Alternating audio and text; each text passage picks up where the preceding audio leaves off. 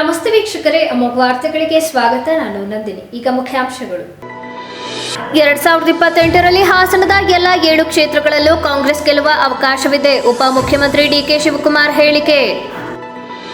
ಎಲ್ಲ ಪಕ್ಷಗಳ ನಾಯಕರು ಹೀಗೆ ಹೇಳುವುದು ಸಹಜ. ನಾವು ಹೇಳುತ್ತೇವೆ, ಜನತಾ ದಳದವರು ಹೇಳುತ್ತಾರೆ. ಆದರೆ ಚುನಾವಣೆ ಸಂದರ್ಭದಲ್ಲಿ ಜನರ ವಿಶ್ವಾಸ ಯಾರಿಗೆ ಇರುತ್ತೋ ಅವರು ಗೆಲ್ಲುತ್ತಾರೆ. ಬಿಜೆಪಿ ರಾಜ್ಯ ಪ್ರಧಾನ ಕಾರ್ಯದರ್ಶಿ ಪ್ರೀತಂ ಜೆ ಗೌಡ ಹೇಳಿಕೆ. ಪೌರ ಕಾರ್ಮಿಕರ ಬೇಡಿಕೆ ಈಡೇರಿಸಲು ನಮ್ಮ ಸರ್ಕಾರ ಬದ್ಧ. ಸಂಸದ ಶ್ರೀ ಎಸ್ ಪಟೇಲ್ ಅಭಯ. ಪೌರ ಕಾರ್ಮಿಕರ ಮುಷ್ಕರದ ಹಿನ್ನೆಲೆಯಲ್ಲಿ ನಗರ ಭಾಗಕ್ಕೆ ಅನೇಕ ಸಮಸ್ಯೆಗಳು ಎದುರಾಗಿದೆ. ಅವರು ಪಟ್ಟಿರುವ ಶ್ರಮಕ್ಕೆ ಕೂಲಿ ಕೇಳಿದ್ದಾರೆ ಹೊರತು ಬೇರೆ ಏನೂ ಕೇಳಿಲ್ಲ. ಶಾಸಕ ಸ್ವರೂಪ್ ಪ್ರಕಾಶ್ ಹೇಳಿಕೆ. ಸಾವು ಕೊಲೆಗಳಲ್ಲಿ ಯಾರೇ ರಾಜಕೀಯ ಮಾಡಿದ್ರೂ ಅಕ್ಷಮ್ಯ ಅಪರಾಧ. ರಾಜ್ಯ ಸರ್ಕಾರವು ಓಲೈಕೆ ರಾಜಕಾರಣ ಬಿಡಬೇಕು. ಬಿಜೆಪಿ ರಾಜ್ಯ ಪ್ರಧಾನ ಕಾರ್ಯದರ್ಶಿ ಪ್ರೀತಂ ಜೆ ಗೌಡ ಹೇಳಿಕೆ. ವಾರ್ತೆಗಳ ವಿವರ. ಹಾಸನ ಜಿಲ್ಲೆಯ ಜನ ದೇವೇಗೌಡರ ಕುಟುಂಬದ ನಾಣ್ಯದ 2 ಮುಖಗಳನ್ನು ನೋಡಿಯಾಗಿದೆ. ಹೀಗಾಗಿ 2028ರ ಚುನಾವಣೆಯಲ್ಲಿ ಹಾಸನದ 7ಕ್ಕೆ 7 ಕ್ಷೇತ್ರಗಳಲ್ಲಿ ಕಾಂಗ್ರೆಸ್ ಗೆಲ್ಲುವ ಅವಕಾಶವಿದೆ ಎಂದು ಕೆಪಿಸಿಸಿ ಅಧ್ಯಕ್ಷರೂ ಆದ ಡಿಸಿಎಂ ಡಿಕೆ ಶಿವಕುಮಾರ್ ಹೇಳಿದರು. ಕ್ವೀನ್ಸ್ ರಸ್ತೆಯಲ್ಲಿರುವ ಕೆಪಿಸಿಸಿ ಕಚೇರಿಯ ಭಾರತ ಜೋಡೋ ಸಭಾಂಗಣದಲ್ಲಿ ಹಾಸನ ಜಿಲ್ಲೆಯ ಬಿಜೆಪಿ ಹಾಗೂ ಜೆಡಿಎಸ್ ಪಕ್ಷದ ಮುಖಂಡರು ಹಾಗೂ ಕಾರ್ಯಕರ್ತರ ಪಕ್ಷ ಸೇರ್ಪಡೆ ಕಾರ್ಯಕ್ರಮದಲ್ಲಿ ಮಾತನಾಡಿದ ಅವರು, ಕುಮಾರಸ್ವಾಮಿಗೆ ಕಿಂಚಿತ್ತೂ ಉಪಕಾರ ಸ್ಮರಣೆಯಿಲ್ಲ. ಕಳೆದ ಚುನಾವಣೆ ವೇಳೆ ಬಿಜೆಪಿಯನ್ನು ಅಧಿಕಾರದಿಂದ ದೂರವಿಡಲು ನಮ್ಮ ಪಕ್ಷದ ಹೈಕಮಾಂಡ್ ತೀರ್ಮಾನಕ್ಕೆ ಬದ್ಧರಾಗಿ ಕುಮಾರಸ್ವಾಮಿ ಅವರನ್ನು ಮುಖ್ಯಮಂತ್ರಿ ಮಾಡಿ 5 ವರ್ಷ ಅಧಿಕಾರ ನೀಡಿದೆವು. ಆದರೆ ಕುಮಾರಸ್ವಾಮಿಗೆ ಕಿಂಚಿತ್ತೂ ಉಪಕಾರ ಸ್ಮರಣೆ ಇಲ್ಲ. ಸರ್ಕಾರ ಉಳಿಸಿಕೊಳ್ಳಲಾಗದೆ ನಮ್ಮ ಮೇಲೆ ಗದಾಪ್ರಹಾರ ಮಾಡುತ್ತಿದ್ದಾರೆ. ಮೈತ್ರಿ ಸರ್ಕಾರವನ್ನು ಬೀಳಿಸಿದವರ ಜೊತೆ ಕುಮಾರಸ್ವಾಮಿ ಇದೀಗ ಆಲಿಂಗನ ಮಾಡಿಕೊಂಡಿದ್ದಾರೆ.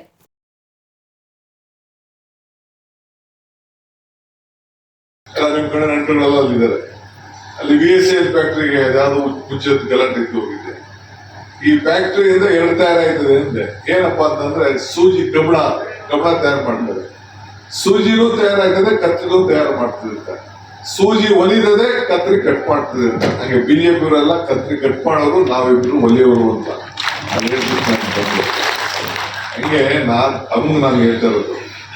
ಈಗ ನಮ್ಮ ಹೋದ್ಸತಿ ಗೌರ್ಮೆಂಟ್ ಇತ್ತು, ಬಿಜೆಪಿ ಕುಮಾರಸ್ವಾಮಿ ನಾನು ಒಪ್ಪಿದ್ದೋ ಇಲ್ಲೋ ಅಂತ. ಏನು ಕುಮಾರಸ್ವಾಮಿ ಉಪಕಾರ ಸ್ಮರಣೆ ಅನ್ನೋದು ಒಂದು ಚೂರಿ ಸಹಾಯ ಮಾಡಿ ಏನೋ ಪಾರ್ಟಿಯವರು ಬಿಜೆಪಿ ದೂರ ಇಡ್ಬೇಕು ಅಂತ ಆಯ್ತು ಅಂತ ನಾವೆಲ್ಲ ಆಯ್ತು ಸೋತಿದ್ವಿ. ಪಾಪ ನೀನೇ ಮುಖ್ಯಮಂತ್ರಿ ಆಗು, ಬಿಜೆಪಿ ಜೊತೆ ಹೋಗ್ಬೇಡ, ಬಿಜೆಪಿ ದೂರ ಇಡೋಣ ಅಂತ ಹೇಳಿ ಮಾಡಿದ್ರೆ ಅವ್ರು ಸ್ವಲ್ಪ ಉಳಿಸ್ಕೊಳಕ್ ಆಗ್ತಿಲ್ಲ. ನಮ್ಮೇಲೆ ಗದೆ ಪ್ರಭಾವ ಬಿರುದು ನಾವು ನೋಡಗಂಟ ನೋಡುವ ಹೋದ್ರು ಒಂದಷ್ಟು ಜನ. ಈಗ ಯಾರು ಸರ್ಕಾರದಿಂದ ಇಳಿಸಿದ್ರು ಅವ್ರ ಹತ್ರ ಈಗ ತಪ್ಪಿಬಿಟ್ರೆ ಈಗ ಏನ್ ತಪ್ಪು ಮಾಡ್ತಾವ್ರೆ. ಯಾರು ಅಧಿಕಾರದಿಂದ ಕೆಳಗಡೆ ಇಳಿಸಿದ್ರು ತಪ್ಪು ಮಾಡ್ತಾವ್ರೆ. ಈಗ ನೋಡಿ, ಈಗ ಹಾಸನ ಹೊಂದಾಣಿಕೆ ಆಯ್ತಿದ್ದಾರೆ ಅವರು.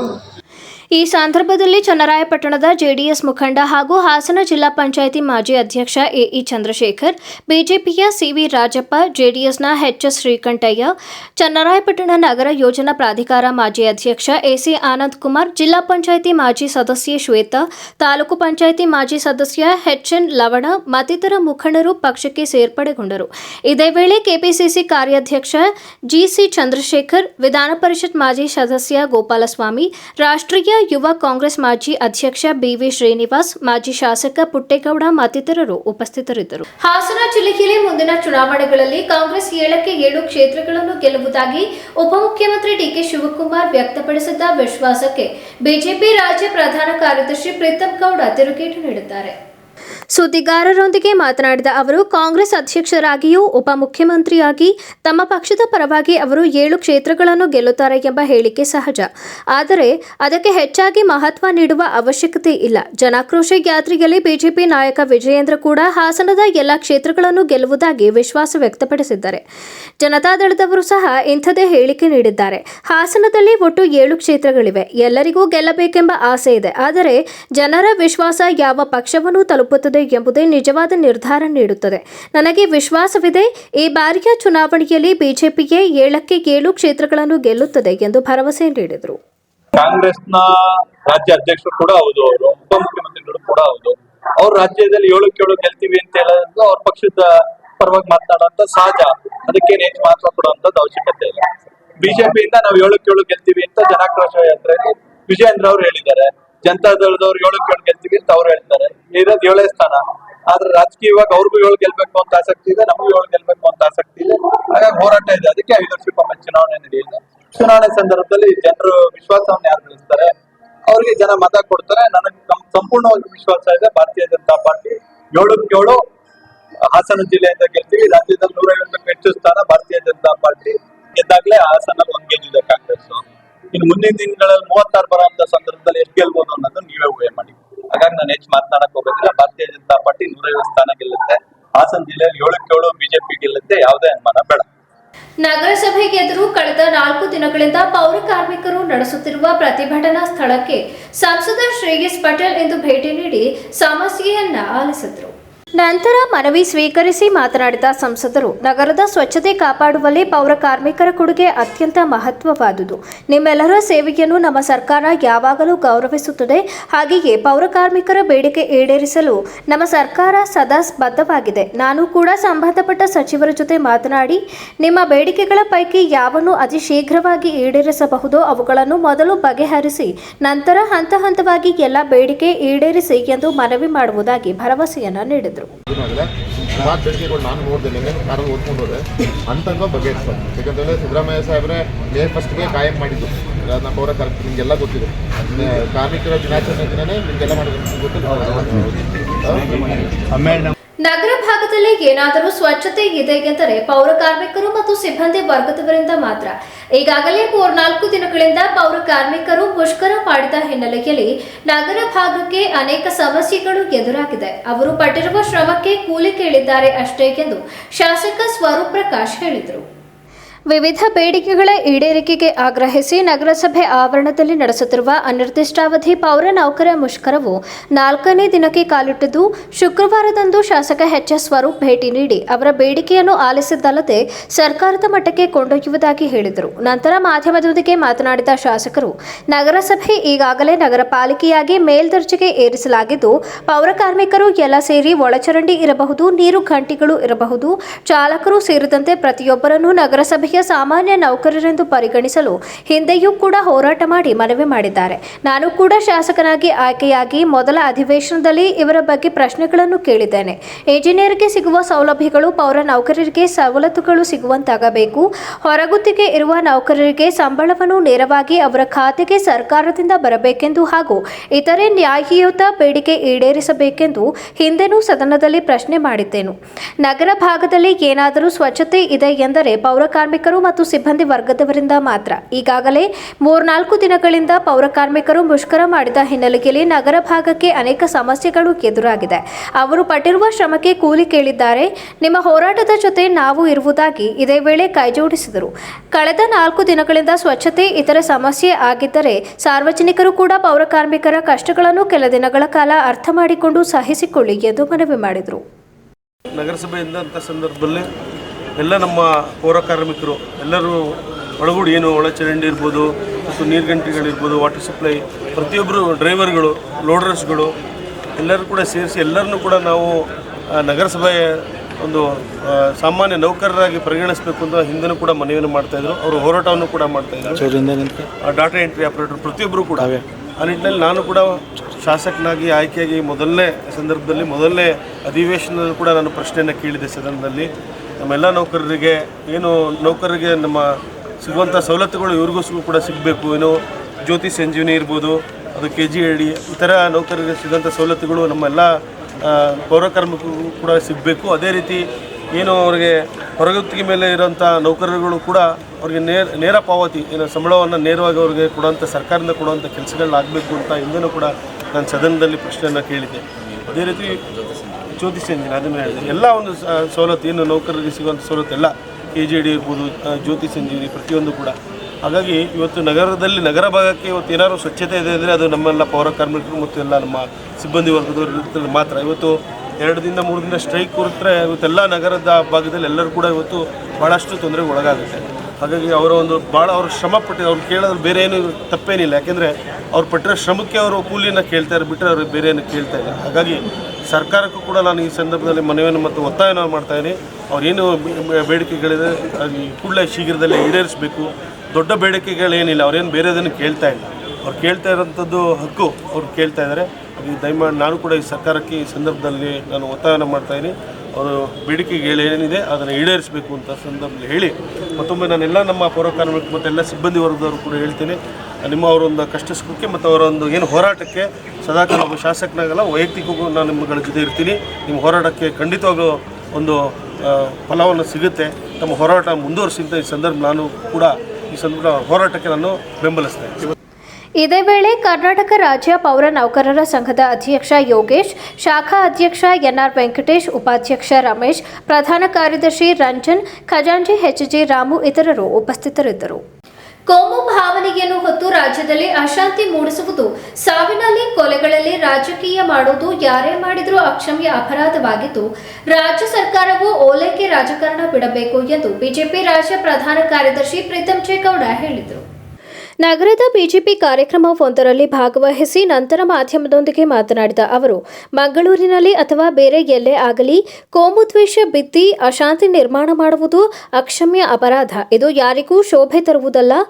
ಈ ರೀತಿಯ ಆಡಳಿತದಿಂದ ಯಾರೇ ಬಲಿಯಾದರೂ ಅಮೂಲ್ಯ ಜೀವಕ್ಕೆ ಬೆಲೆ ಕಟ್ಟಲು ಆಗಲ್ಲ. ಹೀಗಾಗಿ ಆಡಳಿತ ನಡೆಸುವ ಸರ್ಕಾರ ಗಂಭೀರವಾಗಿ ನಡೆದುಕೊಳ್ಳಬೇಕು, ಕಾನೂನು ಸುವ್ಯವಸ್ಥೆ ಹತೋಟಿಗೆ ತರಬೇಕು ಎಂದರೆ ಎಲ್ಲರೂ ಜವಾಬ್ದಾರಿಯಿಂದ ಮಾತನಾಡಬೇಕು ಎಂದು ಹೇಳಿದರು. ಮಂಗಳೂರು ಕರಾವಳಿ ಭಾಗ ಆಗ್ಬೋದು, ರಾಜ್ಯದ ಬೇರೆ ಭಾಗದಲ್ಲಿ ಆಗ್ಬೋದು, ಅಶಾಂತಿ ಮೂಡಿಸುವಂಥದ್ದು ಅಕ್ಷಮ್ಯ ಅಪರಾಧ.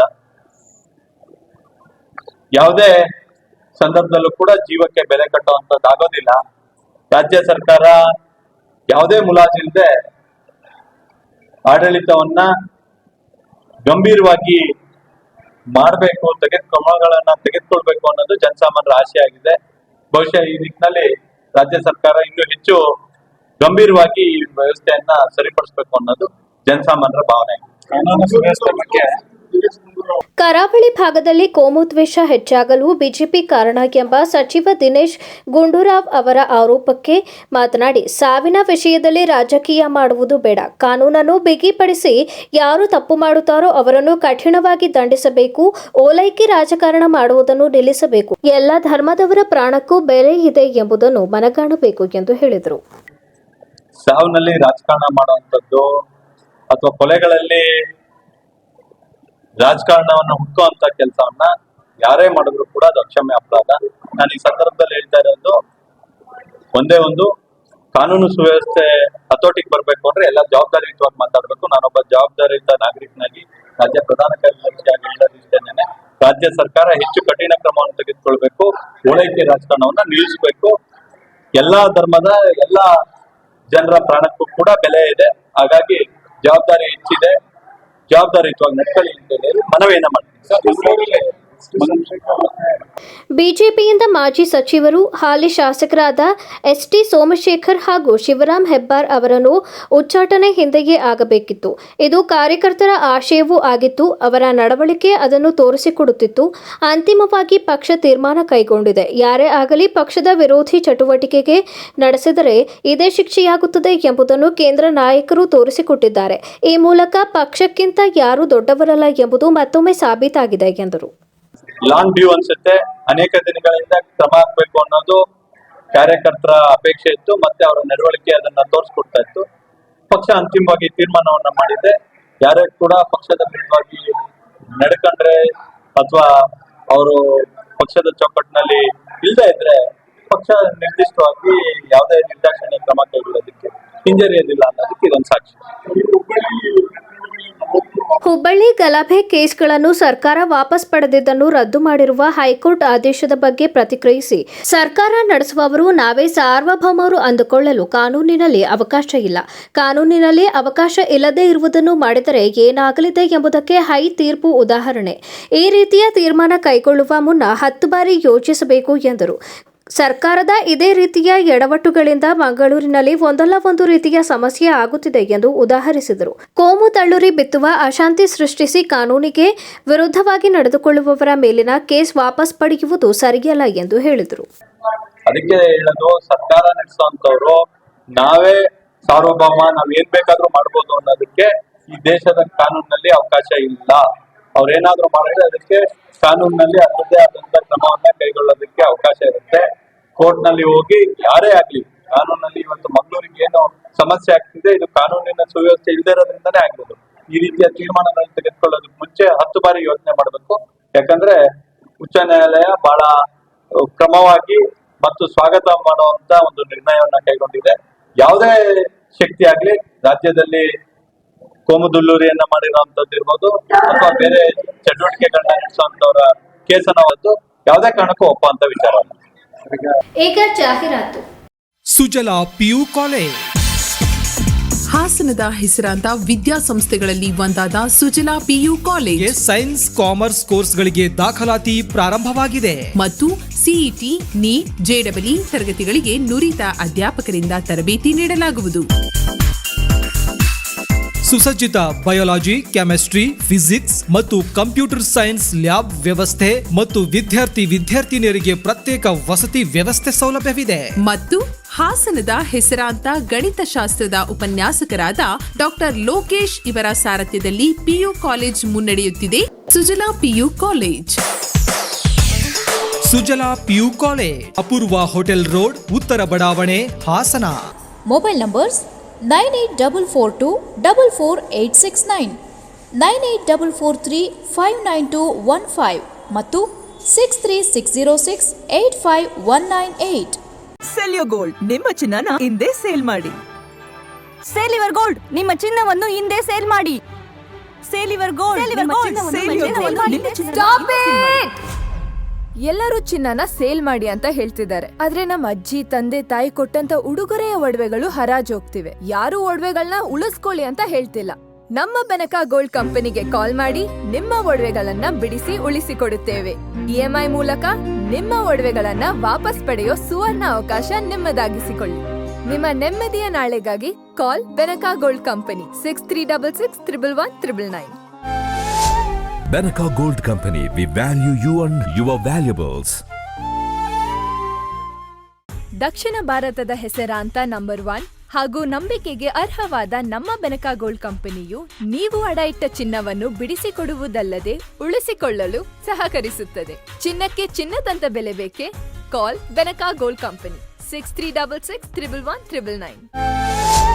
Benaka Gold Company, we value you and your valuables. Fans, geyser, electrical motor ಪಂಪ್ಗಳು, underground cable, heavy industrial materials, ಮನೆ ಮತ್ತು ಜಮೀನಿಗೆ ಬೇಕಾಗುವ ಎಲ್ಲ ರೀತಿಯ ಹಾರ್ಡ್ವೇರ್ ವಸ್ತುಗಳು ಮತ್ತು ಪೈಪ್ಗಳು ಹೋಲ್ಸೇಲ್ ಮತ್ತು ರಿಟೇಲ್ ದರದಲ್ಲಿ ಒಂದೇ ಸೂರಿನಡಿ ದೊರೆಯುತ್ತದೆ. ಎಂದೇ ಭೇಟಿ ನೀಡಿ. Universal electricals and hardware, near dental college circle, MG road, Hassan. Contact 8310867875 9448492394. ನಿಮ್ಮ ಮನೆಯ ಸೊಬಗು ಮತ್ತು ಹೊಳಪನ್ನ ಹೆಚ್ಚಿಸಲು ಇದೀಗ ಪ್ರಾರಂಭವಾಗಿದೆ ಯೂನಿವರ್ಸಲ್ ಎಲೆಕ್ಟ್ರಿಕಲ್ಸ್ ಮತ್ತು ಹಾರ್ಡ್ವೇರ್, ಹಾಸನದ MG ರಸ್ತೆಯಲ್ಲಿ.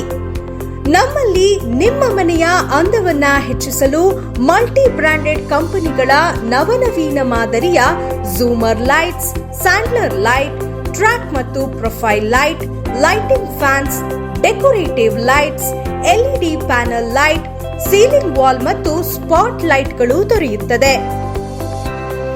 ದೀರ್ಘಕಾಲ ಬಾಳಿಕೆ ಬರುವ ವಿಶ್ವಾಸಾರ್ಹ ಕಂಪನಿಗಳ wires, switches, cables, motor pumps, geyser ಮತ್ತು ಪೈಪ್ಗಳು ದೊರೆಯುತ್ತದೆ. Shivanandi tiles, paints and sanitary, ಹಾಸನದ ಅತಿ ದೊಡ್ಡ tiles, paints and sanitary ware shop ನಮ್ಮ ಶಿವನಂದಿ. ನಿಮ್ಮ ಕನಸಿನ ಮನೆಯ ಅಂದವನ್ನ ಹೆಚ್ಚಿಸುವಂತಹ ಎಲ್ಲಾ ವಸ್ತುಗಳು ಒಂದೇ ಸೂರಿನಡಿಯಲ್ಲಿ ಲಭ್ಯವಿದೆ. ಯಾವುದೇ ಕಟ್ಟಡದ ನಿರ್ಮಾಣಕ್ಕೆ ಅಗತ್ಯವಾದ ವಿನೂತನ ಶೈಲಿಯ ಬಗೆ ಬಗೆಯ ಡಿಸೈನ್ಸ್ ಉಳ್ಳ ಟೈಲ್ಸ್ಗಳು, ವಿಟ್ರಿಫೈಡ್ ಟೈಲ್ಸ್ಗಳು, ಸೆರಾಮಿಕ್ ಐಟಮ್ಸ್ಗಳು, ಎಲ್ಲ ಬಗೆಯ ಬ್ರಾಂಡೆಡ್ ಕಂಪನಿಯ ಪೇಂಟ್ಸ್ಗಳು, ಕಿಚನ್ ಮತ್ತು ಬಾತ್ರೂಮ್ಗಳ ಅಂದವನ್ನ ಹೆಚ್ಚಿಸುವಂತಹ ಸ್ಯಾನಿಟರಿ ಐಟಮ್ಸ್ಗಳು, ಮಾಡ್ಯುಲರ್ ಕಿಚನ್ ಆಕ್ಸೆಸರೀಸ್ಗಳು, stone works, bathroom fittings, wooden ಫಿನಿಶಿಂಗ್ಸ್ಗಳು, ಪ್ಲಂಬಿಂಗ್ ಮೆಟೀರಿಯಲ್ ಮೆಟೀರಿಯಲ್ಸ್ ಮತ್ತು ಎಲೆಕ್ಟ್ರಿಕಲ್ ಐಟಮ್ಸ್ಗಳ ಲಕ್ಸುರಿಯಸ್ ಕಲೆಕ್ಷನ್ಸ್ ಇದೀಗ ನಮ್ಮ ಹಾಸನದ ನಿಮ್ಮ ಶಿವನಂದಿ ಟೈಲ್ಸ್, ಪೇಂಟ್ಸ್ ಅಂಡ್ ಸ್ಯಾನಿಟರಿಯಲ್ಲಿ ಲಭ್ಯವಿದೆ. ಮಾರ್ಬಿಟೋ ಟೈಲ್ಸ್, ಸರಾ, ಏಷ್ಯನ್ ಪೇಂಟ್ಸ್, ಬರ್ಜೆಟ್ ಪೇಂಟ್ಸ್, ಒರಾಗ್ರಸ್, Hindware Italian collections, Jaguar, Astral Pipes, Orient Electric ಹೀಗೆ 20ಕ್ಕೂ ಹೆಚ್ಚು ಬ್ರಾಂಡೆಡ್ ಕಂಪನಿಯ superior tiles, paints and sanitary ಮೆಟೀರಿಯಲ್ಸ್ಗಳಿಗಾಗಿ ಇಂದೇ ಭೇಟಿ ನೀಡಿ. Shivanandi tiles, paints and sanitary, HMT ಕಲ್ಯಾಣ ಮಂಟಪದ ಹತ್ತಿರ, ಮೈಸೂರು ರಸ್ತೆ, ಕೆ ಹೊಸಕೊಪ್ಪಲು, ಹಾಸನ. ಕಾಂಟ್ಯಾಕ್ಟ್ 9032251415. ನೋಡಿದಾಗಲೆಲ್ಲ ನವ ಚಿತ್ರವೇ.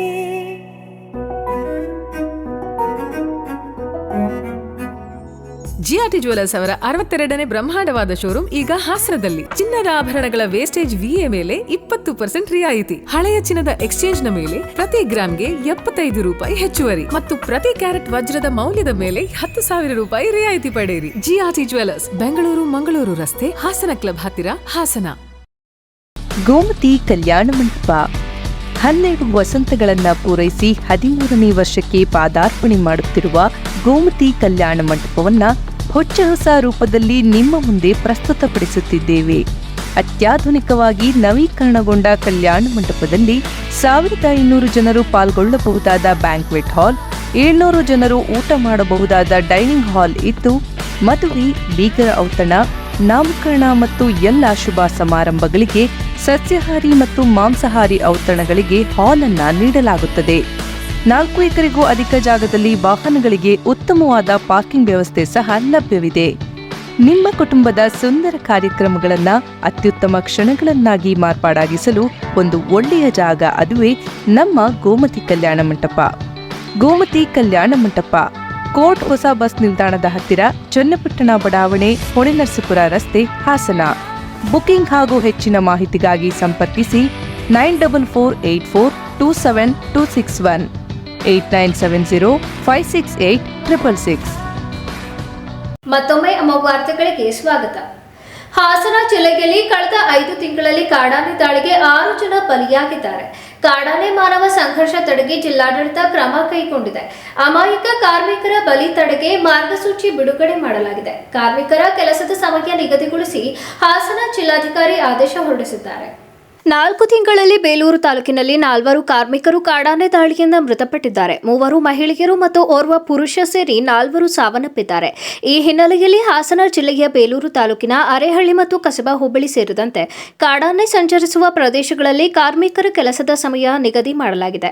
ಪ್ರತಿದಿನ ಬೆಳಗ್ಗೆ 9 ಗಂಟೆಯಿಂದ ಸಂಜೆ 5 ಗಂಟೆಯವರೆಗೆ ಮಾತ್ರ ಕೆಲಸ ನಿರ್ವಹಿಸಬೇಕು. ಕೂಲಿ ಕಾರ್ಮಿಕರು ತೋಟದಲ್ಲಿ ಕೆಲಸ ಮಾಡಲು ಸಮಯ ನಿಗದಿ ಮಾಡಲಾಗಿದ್ದು, ಬೆಳಗ್ಗೆ 9 ಗಂಟೆಯ ಒಳಗೆ ಮತ್ತು ಸಂಜೆ 5 ಗಂಟೆಯ ನಂತರ ಕಾಫಿ ತೋಟದಲ್ಲಿ ಕೂಲಿ ಕಾರ್ಮಿಕರು ಕೆಲಸ ಮಾಡಲು ನಿರ್ಬಂಧ ಹೇರಲಾಗಿದೆ. ಮುಂಜಾನೆ ಮತ್ತು ಸಂಜೆ 5ರ ನಂತರವೇ ಹೆಚ್ಚು ಸಾವು ಸಂಭವಿಸುತ್ತಿರುವ ಹಿನ್ನೆಲೆಯಲ್ಲಿ ಈ ಕ್ರಮ ಕೈಗೊಳ್ಳಲಾಗಿದೆ. ಗಬ್ಬು ನಾರುತ್ತಿದ್ದ ಬಸ್ ನಿಲ್ದಾಣದ ಶೌಚಾಲಯಕ್ಕೆ ಸಾರ್ವಜನಿಕರು ಹಾಗೂ ಆಟೋ ಚಾಲಕರು ಬೀಗ ಹಾಕಿದ ಘಟನೆ ಬೇಲೂರಿನಲ್ಲಿ ನಡೆದಿದೆ. ಕಳೆದ 1 ವಾರದಿಂದ ತಾಲೂಕಿನಾದ್ಯಂತ ಭಾರೀ ಮಳೆಯಾಗುತ್ತಿದ್ದು, ಅದರಂತೆ ಬೇಲೂರು ಬಸ್ ನಿಲ್ದಾಣದ ಶೌಚಾಲಯದಲ್ಲಿ ನೀರಿಲ್ಲದೆ, ಸ್ವಚ್ಛತೆ ಇಲ್ಲದೆ ಗಬ್ಬು ನಾರುತ್ತಿದೆ. ಇದರ ಜೊತೆಯಲ್ಲಿ ಶೌಚಾಲಯದ ನೀರು ಹಾಗೂ ಹೋಟೆಲ್ ತ್ಯಾಜ್ಯದ ನೀರು ಬಸ್ ನಿಲ್ದಾಣದ ಹೊರಗೆ ಹರಿದು ಬಂದು ಆಟೋ ನಿಲ್ದಾಣಕ್ಕೆ ಶೇಖರಣೆಯಾಗುತ್ತಿದೆ. ಇದರಿಂದ ವಿಪರೀತ ಗಬ್ಬು ನಾರುತ್ತಿದ್ದು, ಇದರ ಬಗ್ಗೆ ಕೆಎಸ್ಆರ್ಟಿಸಿ ಅಧಿಕಾರಿಗಳಿಗೆ ಎಷ್ಟು ಮನವಿ ಮಾಡಿದರೂ ಇದರ ಬಗ್ಗೆ ಗಮನ ಹರಿಸುತ್ತಿಲ್ಲ ಎಂದು ಆಕ್ರೋಶಗೊಂಡ ಸಾರ್ವಜನಿಕರು ಹಾಗೂ ಆಟೋ ಚಾಲಕರು ನಿಲ್ದಾಣದ ಮೇಲ್ವಿಚಾರಕರನ್ನು ಕರೆದು ಶೌಚಾಲಯಕ್ಕೆ ಬೀಗ ಹಾಕಿ ಪ್ರತಿಭಟನೆ ನಡೆಸಿದರು. ಈ ವೇಳೆ ಮಾತನಾಡಿದ ಆಟೋ ಚಾಲಕರಾದ ಚಂದ್ರು ಹಾಗೂ ಕೇಶವ ಮಾತನಾಡಿ, ಕಳೆದ 1 ವಾರದಿಂದ ಬಸ್ ನಿಲ್ದಾಣದ ಶೌಚಾಲಯದ ನೀರು ಹೊರಭಾಗದಲ್ಲಿ ಹರಿದು ಬರುತ್ತಿದ್ದು, ಆಟೋ ಚಾಲಕರಿಗೆ, ಸಾರ್ವಜನಿಕರಿಗೆ ತೊಂದರೆಯಾಗುತ್ತಿದೆ. ಇದರ ಜೊತೆಯಲ್ಲಿ ಹೋಟೆಲ್ ತ್ಯಾಜ್ಯ ನೀರು ಇಲ್ಲಿಗೆ ಬಂದು ಗುಂಡಿಯಲ್ಲಿ ಶೇಖರಣೆಯಾಗಿ ಗಬ್ಬು ನಾರುತ್ತಿದ್ದು, 2 ದಿನಗಳ ಹಿಂದಷ್ಟೇ ಪುರಸಭೆ ಅಧ್ಯಕ್ಷರು ಕೆಎಸ್ಆರ್ಟಿಸಿ ಅಧಿಕಾರಿಗಳಿಗೆ ತೀವ್ರ ಶೌಚಾಲಯದ ನೀರು ಸಾರ್ವಜನಿಕರು ತಿರುಗಾಡುವ ಫುಟ್ಪಾತ್ ಮೇಲೆ ಹರಿಯುತ್ತಿದೆ. ಇದರಿಂದ ಬರುವ ಪ್ರವಾಸಿಗರಿಗೆ, ಜನರಿಗೆ ಹಾಗೂ ಆಟೋ ಚಾಲಕರಿಗೆ ತುಂಬಾ ತೊಂದರೆಯಾಗುತ್ತಿದ್ದು, ಕೂಡಲೇ ಇದನ್ನು ಸರಿಪಡಿಸಬೇಕು. ಈ ಹಿಂದೆ ಶಾಸಕರು ಸಹ ಇವರಿಗೆ ತರಾಟೆಗೆ ತೆಗೆದುಕೊಂಡು ಕೆಲಸ ಮಾಡಲು ಸೂಚಿಸಿದ್ದರಾದರೂ ಕೆಲಸ ಮಾಡದೆ ಶೌಚಾಲಯದ ನೀರನ್ನು ಹೊರಗೆ ಬಿಟ್ಟಿದ್ದು, ಅದನ್ನು ದುರಸ್ತಿಗೊಳಿಸುವವರೆಗೂ ಶೌಚಾಲಯದ ಬಾಗಿಲು ತೆರೆಯಲು ಬಿಡುವುದಿಲ್ಲ ಎಂದು ಎಚ್ಚರಿಕೆಯನ್ನ ನೀಡಿದರು. ಆಟೋ ಸ್ಟ್ಯಾಂಡ್ಗೆ ತೊಂದರೆ ಇದೆ, ಶೌಚಾಲಯ ನೀರೆಲ್ಲ ಆಟೋ ಸ್ಟ್ಯಾಂಡ್ ಹತ್ರ ಬರ್ತಾ ಇದೆ. ಅದು TC ಹೇಳಿ ಅವರು ಏನು ತಲೆದಂಡಿಲ್ಲ. ಹಾಗಾಗಿ ನಾವು ಬೀಗ ಹಾಕಿ ಇದು ಮಾಡ್ತಾ ಇದ್ದೀವಿ. ಅಲ್ಲ ಕಾರಣ ಏನು ತೊಂದರೆ ಆಗ್ತಿದೆ ಅಣ್ಣ? ಆಟೋ ತೊಂದರೆ ಆಗುತ್ತೆ. ಬಾತ್ರೂಮಿನ ನೀರೆಲ್ಲ auto stand chamber, auto stand ಒಳಗೆ ನುಗ್ಗಿ ಸಾರ್ವಜನಿಕರಿಗೂ ನಮಗೂ ಪೂರಕ ಆಗ್ತಿಲ್ಲ, ಭಾರಿ ತೊಂದರೆ ಆಗ್ತಾ ಇದೆ. ಅಲ್ಲಿ TC ಹೇಳಿದ್ರು ಯಾವುದೇ ರೀತಿ ಕ್ರಮ ಕೈಗೊಂಡಿಲ್ಲ. ಬೆಳಗ್ಗೆಯಿಂದ 3 ಸಲ ಹೇಳಿದ್ವು ಬಂದು, ಇದ್ರ ಬಗ್ಗೆ TC ಆಗಲಿ ಇಲ್ಲಿ ಸಂಬಂಧಪಟ್ಟ ಅಧಿಕಾರಿ ಆಗಲಿ ಯಾರು ಇದಕ್ಕೆ ಕ್ರಮ ಕೈಗೊಂಡಿಲ್ಲ. ಅದಕ್ಕಾಗಿ ನಾವು ಬೀಗ ಮೂಲಕ ಇದನ್ನು ಪ್ರತಿಭಟಿಸ್ತಾ ಇದ್ದೀವಿ. ಹಿಂದೇನು 2 ಸಲ ಆಗಿತ್ತು, ಅವಾಗಲೂ ಇದೇ ರೀತಿ ಮಾಡಿದ್ವು. ಆಮೇಲೆ MLA ಹೇಳಿದ್ರು, ಅವ್ರು ಒಂದ್ಸಲ ಬಂದು ಇದೇ ತರ ಇದು ಮಾಡಿ ಅವರು ಎಲ್ಲ ಬಾತ್ರೂಮ್ ಎಲ್ಲ ಕ್ಲೀನ್ ಇಲ್ಲ ಅಂದ್ಬಿಟ್ಟು ಇದು ಮಾಡೋಗಿದ್ರು. ಪಾಪ MLA ಅಧ್ಯಕ್ಷರು ಎಲ್ಲ ಬಂದ್ರು. ಈಗ ಬೆಳಗ್ಗೆಯಿಂದ 3 ಸಲ TC ಗಾಗಲಿ ಎಲ್ಲ ಹೇಳಿದ್ರು, ಇದ್ರ ಬಗ್ಗೆ ಕ್ರಮ ಕೈಗೊಂಡಿಲ್ಲ. ಅದಕ್ಕೋಸ್ಕರ ಇದು ಬೀಗ ಜಡ್ಬಿಟ್ಟು ಹೋರಾಟ ಮಾಡ್ತಾ ಇದ್ದೀವಿ. ಇದನ್ನ ನಾವು ಕಷ್ಟಗೊಳಿಸಬೇಕು, ಅಲ್ಲಿವರೆಗೂ ಬೀಗ ತೆಗಿ. ಈ ಸಂದರ್ಭದಲ್ಲಿ ಆಟೋ ಚಾಲಕರಾದ ಅಣ್ಣಪ್ಪ, ಪರಮೇಶ್, ದೇವರಾಜ್, ವಿನಯ್, ಜಯಣ್ಣ, ರವಿ, ರಂಜಿತ್, ಯೋಗೇಶ್ ಹಾಗೂ ಸಾರ್ವಜನಿಕರು ಹಾಜರಿದ್ದರು. ತಮಿಳು ಭಾಷೆಯಿಂದ ಕನ್ನಡ ಭಾಷೆಯ ಉಗಮವಾಯಿತು ಎಂಬ ತಪ್ಪು ಮತ್ತು ದುರುದ್ದೇಶಪೂರಿತ ಹೇಳಿಕೆ ನೀಡಿರುವ ಕಮಲ್ ಹಾಸನ್ ಅವರ ಥಗ್ ಲೈಫ್ ಸಿನಿಮಾ ಕರ್ನಾಟಕದಲ್ಲಿ ಬಿಡುಗಡೆಯಾಗದಂತೆ ತಡೆಯಬೇಕು ಹಾಗೂ ಕೂಡಲೇ 7 ಕೋಟಿ ಕನ್ನಡಿಗರ ಕ್ಷಮೆ ಕೇಳಬೇಕೆಂದು ಆಗ್ರಹಿಸಿ ಕರ್ನಾಟಕ ರಕ್ಷಣಾ ವೇದಿಕೆಯಿಂದ ಪ್ರತಿಭಟನೆಯನ್ನು ನಡೆಸಿದರು. ಇದೇ ವೇಳೆ ಕರವೇ ನಗರಾಧ್ಯಕ್ಷ ಶಿವಣ್ಣಗೌಡ ಮಾಧ್ಯಮದೊಂದಿಗೆ ಮಾತನಾಡಿ, ಕನ್ನಡಿಗರ ಭಾವನೆಗಳಿಗೆ ಧಕ್ಕೆ ತರುವಂತೆ ತಮಿಳು ಭಾಷೆಯಿಂದ ಕನ್ನಡ ಭಾಷೆಯ ಉಗಮವಾಯಿತು ಎಂಬ ತಪ್ಪು ಮತ್ತು ದುರುದ್ದೇಶಪೂರಿತ ಹೇಳಿಕೆಯನ್ನು ನಟ ರಾಜಕಾರಣಿ ಕಮಲ್ ಹಾಸನ್ ಅವರು ನೀಡಿದ್ದಾರೆ. ಈ ಸುಳ್ಳು ಮತ್ತು ಆಧಾರರಹಿತ ಹೇಳಿಕೆಯು ಕನ್ನಡ ಭಾಷೆಯ ಶ್ರೀಮಂತ ಇತಿಹಾಸ, ಸಂಸ್ಕೃತಿ ಮತ್ತು ಸ್ವಾಭಿಮಾನಕ್ಕೆ ತೀವ್ರ ಆಘಾತವನ್ನುಂಟು ಮಾಡಿದೆ. ಕನ್ನಡಿಗರಿಂದ ತೀವ್ರ ಖಂಡನೆ ಮತ್ತು ವಿರೋಧ ವ್ಯಕ್ತವಾದರೂ ಕಮಲ್ ಹಾಸನ್ ಅವರು ತಮ್ಮ ತಪ್ಪನ್ನು ಒಪ್ಪಿಕೊಂಡು ಕ್ಷಮೆ ಯಾಚಿಸದೆ ತಮ್ಮ ಹೇಳಿಕೆಗೆ ಬದ್ಧರಾಗಿರುವುದು ಕನ್ನಡಿಗರ ಆಕ್ರೋಶವನ್ನು ಮತ್ತಷ್ಟು ಹೆಚ್ಚಿಸಿದೆ. ಕನ್ನಡ ಭಾಷೆ ಮತ್ತು ಸಂಸ್ಕೃತಿಯ ರಕ್ಷಣೆಗಾಗಿ ಕಾರ್ಯನಿರ್ವಹಿಸುತ್ತಿರುವ ಕರ್ನಾಟಕ ರಕ್ಷಣಾ ವೇದಿಕೆಯು ಕಮಲ್ ಹಾಸನ್ ಅವರ ಈ ಧೋರಣೆಯನ್ನು ತೀವ್ರವಾಗಿ ಖಂಡಿಸುತ್ತದೆ ಎಂದು ಹೇಳಿದರು. ಇವತ್ತು ಕಮಲ್ ಹಾಸನ್ ಅಂತ ಅಯೋಗ್ಯ ಇವತ್ತು ಕನ್ನಡಿಗರ ಮೇಲೆ ಬಹಳ ಏನು ನೋವಾಗೋ ರೀತಿಯಲ್ಲಿ ಏನು ತಮಿಳಿಂದ ಕನ್ನಡ ಹುಟ್ಟದಂತ ಮಾತನ್ನ ಹೇಳಿಕೆ ಅಂತ ಹೇಳಿ ಇವತ್ತು ಆ ಕನ್ನಡಿಗರ ಮನಸ್ಸಿಗೆ ನೋವು ಉಂಟಾಗಿದೆ. ಹಾಗೆ ಕನ್ನಡ ಸ್ವಾಭಿಮಾನಕ್ಕೆ ಇವತ್ತು ಧಕ್ಕೆ ಉಂಟಾಗಿದೆ. ಯಾಕೆಂದ್ರೆ ಅವರಿಗೆ ತಮಿಳು ಇತಿಹಾಸನೇ ಗೊತ್ತಿಲ್ಲ. ಅಂಥದ್ರಲ್ಲಿ ಇವರು ಕನ್ನಡದ ಇತಿಹಾಸ ಬಗ್ಗೆ, ಕನ್ನಡದ ಬಗ್ಗೆ ಮಾತಾಡಿ ಇವತ್ತು ಕನ್ನಡಿಗರಿಗೆ ಇಷ್ಟೊಂದು ಅವಮಾನ ಮಾಡಿರಕ್ಕಂತ ವಿಚಾರಕ್ಕೆ ಇವನ್ನ ಯಾವುದೇ ಕಾರಣಕ್ಕೂ ಇವನು ಏನು ಕನ್ನಡದ ಕ್ಷಮಾಚರಣೆ ಮಾಡ್ಲಿಕ್ಕಾಗಿಲ್ಲ. ಇವನಿಗೆ ಅಯೋಗ್ಯಗೆ ಇವನು ಏನು ನೆಕ್ಸ್ಟ್ ಬರೋಂತ 5-6 ಸಿನಿಮಾ ಏನ್ ರಿಲೀಸ್ ಆಗುತ್ತೆ, ಥಗ್ ಲೈಫ್ ಸಿನಿಮಾ, ಯಾವುದೇ ಕಾರಣಕ್ಕೂ ಥಗ್ ಲೈಫ್ ಸಿನಿಮಾ ರಿಲೀಸ್ ಆಗ್ಲಿಕ್ಕೆ ನಾ ಬಿಡಲ್ಲ. ಏನಾದ್ರೂ ವಾಣಿಜ್ಯ ಮಂಡಳಿ ಏನಾದ್ರೂ ಫಿಲ್ಮ್ ಚೇಂಬರ್ ಆ ಸಿನಿಮಾಕ್ಕೆ ಅವಕಾಶ ಕೊಟ್ಟು ಅಂದ್ರೆ ಯಾವುದೇ ಸಿನಿಮಾ ಥಿಯೇಟರ್ ಅಲ್ಲಿ ಸಿನಿಮಾ ಹಾಕಿದ್ರೆ ನಾವು ದಾಳಿ ಮಾಡ್ತೀವಿ, ನುಗ್ತೀವಿ. ನಾ ಗ್ಯಾರಂಟಿ ಅದಕ್ಕೆ ಮುಂದೆ ಆಗೋ ಅನಾಹುತಗಳಿಗೆ ಅವರೇ ಕಾರಣ ಆಗ್ತಾರೆ. ಇದಕ್ಕೆ ಕರ್ನಾಟಕ ಸರ್ಕಾರವೇ ಇದು ಎಚ್ಚೆತ್ತುಕೊಂಡು ಇದಕ್ಕೆ ಒಂದು ಏನು ಅಯೋಗ್ಯಗೆ ಒಂದು ಪಾಠ ಕಲಿಸ್ಬೇಕು. ನೆಕ್ಸ್ಟ್ ಮಾಡೋ ಅಂತ ಕನ್ನಡಿಗರಿಗೆ ಯಾರು ಈ ತರ ನೋವು ಆಗ್ಬಾರ್ದು. ಆ ತರ ಮಾಡಿದ್ರಿಗೆ ತಕ್ಕ ಪಾಠ ಆಗ್ಬೇಕು. ಇಲ್ಲ ಅಂದ್ರೆ ಕರ್ನಾಟಕ ರಕ್ಷಣಾ ವೇದಿಕೆ ದೊಡ್ಡ ಹೋರಾಟ ಆಗುತ್ತೆ. ಮುಂದೆ ಏನಾದ್ರೂ ಅನಾಹುತ ಆದ್ರೆ ರಾಜ್ಯ ಸರ್ಕಾರವೇ ಹೊಣೆ ಆಗುತ್ತೆ. ಇದೇ ವೇಳೆ ಹಿಸಿ ಕರ್ನಾಟಕ ರಕ್ಷಣಾ ವೇದಿಕೆ ತಾಲೂಕು ಉಪಾಧ್ಯಕ್ಷ ತೌಫಿಕ್ ಪಾಷಾ, ರಂಗರಾಜು, ಪ್ರದೀಪ್ ಗೌಡ, ಹರೀಶ್ ಇತರರು ಉಪಸ್ಥಿತರಿದ್ದರು. ಮಂತ್ರಾಲಯ ಪೀಠಾಧಿಪತಿಗಳ ಆಶೀರ್ವಾದದಿಂದ ಪಟ್ಟಣದ ಗಾಂಧಿ ಸರ್ಕಲ್ನಲ್ಲಿರುವ ರಾಯರ ರಂಗಮಂದಿರದಲ್ಲಿ ಶ್ರೀ ರಾಘವೇಂದ್ರ ಸ್ವಾಮಿಗಳವರಿಗೆ ವಿಶೇಷ ಅಲಂಕಾರ, ಅಭಿಷೇಕ, ಪ್ರಸಾದ ಸೇವೆ ನಡೆಯಿತು. ಅಖಿಲ ಭಾರತೀಯ ಸಂಗೀತ ನೃತ್ಯ ಕಲಾವಿದರ ಒಕ್ಕೂಟದ ಆಶ್ರಯದಲ್ಲಿ ಬೆಂಗಳೂರಿನ ಹಿರಿಯ ಕಲಾವಿದರಾದ ಡಾಕ್ಟರ್ ವಿಠಲ್ ಹಾಗೂ ಪ್ರಶಾಂತ್ ರವರ ತಂಡದೊಂದಿಗೆ ಶ್ರೀ ರಾಘವೇಂದ್ರ ಸ್ವಾಮಿಗಳವರಿಗೆ ಸಂಬಂಧಿಸಿದ ಕೃತಿಗಳಿಗೆ ಸಂಗೀತ ದಾಸವಾಣಿ ಕಾರ್ಯಕ್ರಮವನ್ನು ಸಮರ್ಪಣೆ ಮಾಡಿದ ಕಾರ್ಯಕ್ರಮವನ್ನು ನೂರಾರು ಜನ ಭಕ್ತಾದಿಗಳು ಕಣ್ತುಂಬಿಕೊಂಡರು. ಇದೇ ಸಂದರ್ಭದಲ್ಲಿ ಕಲಾವಿದರಿಗೆ ಮಂತ್ರಾಲಯದ ಪರಿಮಳ ಪ್ರಸಾದ ನೀಡುವ ಮೂಲಕ ಸನ್ಮಾನಿಸಿ ಗೌರವಿಸಲಾಯಿತು. ನಂತರ ಮಹಾಮಂಗಳಾರತಿ, ಪ್ರಸಾದ ವಿನಿಯೋಗ ಮಾಡಲಾಯಿತು. ಕೊನೆಯಲ್ಲಿ ಮತ್ತೊಮ್ಮೆ ಮುಖ್ಯಾಂಶಗಳು. 2028ರಲ್ಲಿ ಹಾಸನದ ಎಲ್ಲ 7 ಕ್ಷೇತ್ರಗಳಲ್ಲೂ ಕಾಂಗ್ರೆಸ್ ಗೆಲ್ಲುವ ಅವಕಾಶವಿದೆ. ಉಪಮುಖ್ಯಮಂತ್ರಿ ಡಿಕೆ ಶಿವಕುಮಾರ್ ಹೇಳಿಕೆ. ಎಲ್ಲ ಪಕ್ಷಗಳ ನಾಯಕರು ಹೀಗೆ ಹೇಳುವುದು ಸಹಜ. ನಾವು ಹೇಳುತ್ತೇವೆ, ಜನತಾ ದಳದವರು ಹೇಳುತ್ತಾರೆ. ಆದರೆ ಚುನಾವಣೆ ಸಂದರ್ಭದಲ್ಲಿ ಜನರ ವಿಶ್ವಾಸ ಯಾರಿಗೆ ಇರುತ್ತೋ ಅವರು ಗೆಲ್ಲುತ್ತಾರೆ. ಬಿಜೆಪಿ ರಾಜ್ಯ ಪ್ರಧಾನ ಕಾರ್ಯದರ್ಶಿ ಪ್ರೀತಂ ಜೆ ಗೌಡ ಹೇಳಿಕೆ. ಪೌರ ಕಾರ್ಮಿಕರ ಬೇಡಿಕೆ ಈಡೇರಿಸಲು ನಮ್ಮ ಸರ್ಕಾರ ಬದ್ಧ. ಸಂಸದ ಶ್ರೀ ಎಸ್ ಪಟೇಲ್ ಅಭಯ. ಪೌರ ಕಾರ್ಮಿಕರ ಮುಷ್ಕರದ ಹಿನ್ನೆಲೆಯಲ್ಲಿ ನಗರ ಭಾಗಕ್ಕೆ ಅನೇಕ ಸಮಸ್ಯೆಗಳು ಎದುರಾಗಿದೆ. ಅವರು ಪಟ್ಟಿರುವ ಶ್ರಮಕ್ಕೆ ಕೂಲಿ ಕೇಳಿದ್ದಾರೆ ಹೊರತು ಬೇರೆ ಏನೂ ಕೇಳಿಲ್ಲ. ಶಾಸಕ ಸ್ವರೂಪ್ ಪ್ರಕಾಶ್ ಹೇಳಿಕೆ. ಸಾವು ಕೊಲೆಗಳಲ್ಲಿ ಯಾರೇ ರಾಜಕೀಯ ಮಾಡಿದ್ರೂ ಅಕ್ಷಮ್ಯ ಅಪರಾಧ. ರಾಜ್ಯ ಸರ್ಕಾರವು ಓಲೈಕೆ ರಾಜಕಾರಣ ಬಿಡಬೇಕು. ಬಿಜೆಪಿ ರಾಜ್ಯ ಪ್ರಧಾನ ಕಾರ್ಯದರ್ಶಿ ಪ್ರೀತಂ ಜೆ ಗೌಡ ಹೇಳಿಕೆ.